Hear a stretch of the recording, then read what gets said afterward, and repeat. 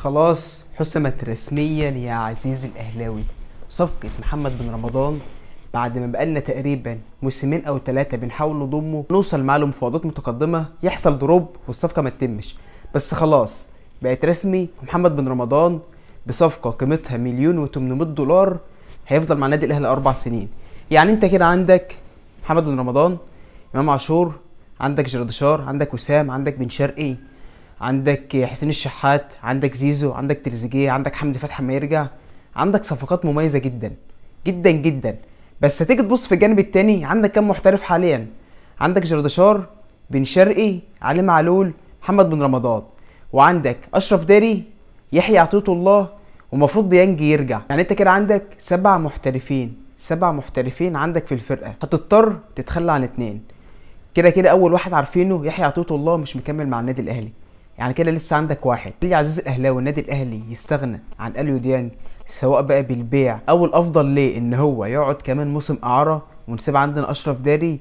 ولا النادي الاهلي يبص من ناحيه تانية ان اشرف داري اصاباته كتير وبتصاب كتير ويعتبر ما بيلعبش ماتشين على بعض ويتصاب، ونمشي اشرف داري ونرجع اليو ديانج؟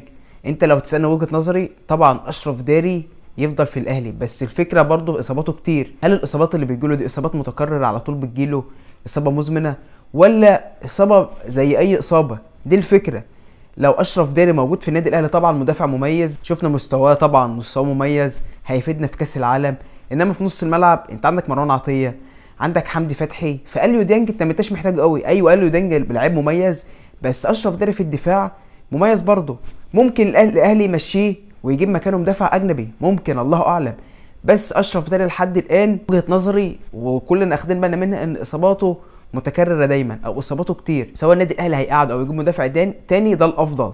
انما نص الملعب ترجع اليو ديانج، اليو ديانج ما يتباعش، اليو ديانج يقعد موسم اعاره ونشوف بقى في نهايه الموسم اللي هيقعد الاضافي، نشوف بقى هيرجع ولا لا. بس اليو ديانج لاعب مميز ما ينفعش نبيعه. لو انت هتسالني هيبقى عندك اشرف داري او هتمشيه بسبب الاصابات مثلا وهيجيب مدافع اجنبي مكانه، معاك كمان محمد بن رمضان، ومعاك بن شرقي، ومعاك جراديشار، ومعاك علي معلول. دول ال5 اللي معاك. لازم يبقى معاك اجنبي في كل خط. عندك في الدفاع هيبقى في اجنبي سواء اشرف داري او غيره، عندك الباك الشمال علي معلول، نص الملعب محمد بن رمضان، وينج بن شرقي، مهاجم جراديشار. دول انت كده ال5 اللي معاك تمام، سواء بقى تغير اشرف داري ولا لا، بس دول ال5 اللي معاك حاليا كويسين. اليو ديانج يقعد موسم اعاره او موسمين اعاره ويرجع لنا، اليو ديانج ما يتباعش، لاعب مميز وهنحتاجه بعدين.